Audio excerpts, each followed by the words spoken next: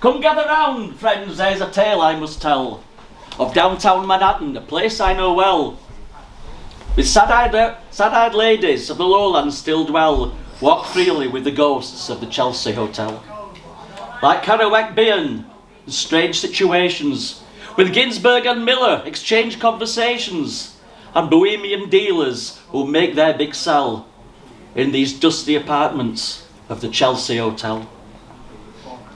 And Leonard remembers the girl he once knew in room 111, within room 424, watching her drift between heaven and hell, lost in the blues in the Chelsea Hotel. When one Eddie Gizzard would meet Quentin Crisp in days long before gay men were hip. Up in the mountains or down in the dell, it's not San Francisco, it's the Chelsea Hotel. So gather round, friends, there's a tale I must tell of downtown Manhattan, a place I know well. Now name dropping's one thing, but who lives to tell? They met Sid and Nancy in, you've guessed it, the Chelsea Hotel. Thank you very much. I'm going to try and keep talking to a minimum because I'm going to try and squeeze 3 poems in. This is called Our Landlady, a post-war conversation. If you can just imagine, at the end of the Second World War, when the survivors are coming back into her backstreet boozer, and they're thinking she's had it really easy, but she lost her husband in the war, and she just kept the place going, and it's the tension that's there. The boys have come back as men, cynical and disorientated. With a crackle of static from the combing of air, a nylon spulled up whilst descending the stair to the downstall hall, where she enters the bar and lifts up the hatch to a darkened roomed where men became boys, for each boy a man, with a farewell to cheer, tin hat and a gun.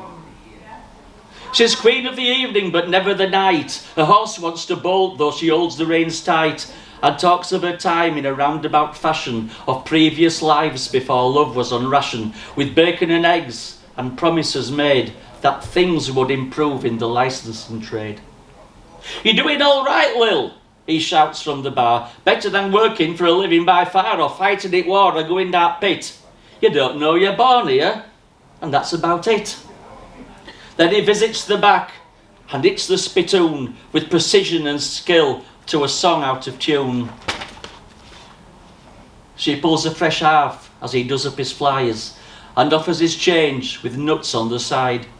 "You take things for granted," she jokes with a frown, "of me here alone, whilst your missus back home is watching the clock and cooking your meals. What with you in the pub? Well, I know how she feels."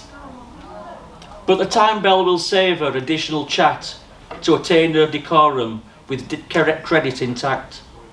She's fought her own battles and won her own war, in the washing of glasses and the sweeping the floor. When climbing the stairs she'll loosen her hair, but who is it for? And who's left to care? Thank you very much. Last one. It's a very recent poem called Out of Season, and it's about a guy I know many years ago.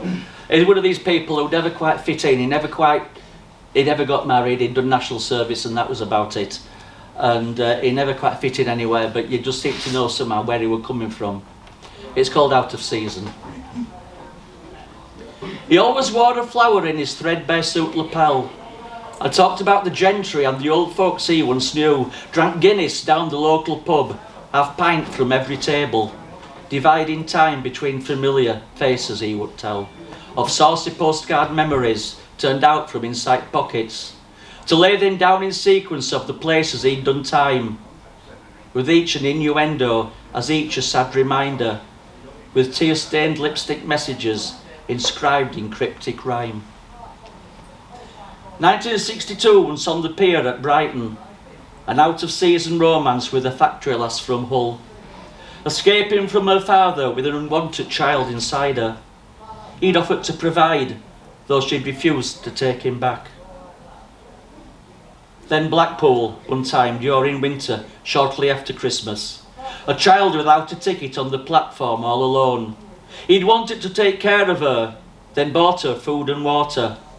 While sleeping in his bed, they came and smashed his front door down. Though never having had a wife, life whilst doing national service.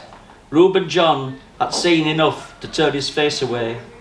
The world was never meant to be the way he thought it should be, and he was nothing like the way the world thought he should be. Back then he wore a medal on his threadbare suit lapel, and talked about the army and the soldier he once knew, whose family never spoke of him, but carried a reminder.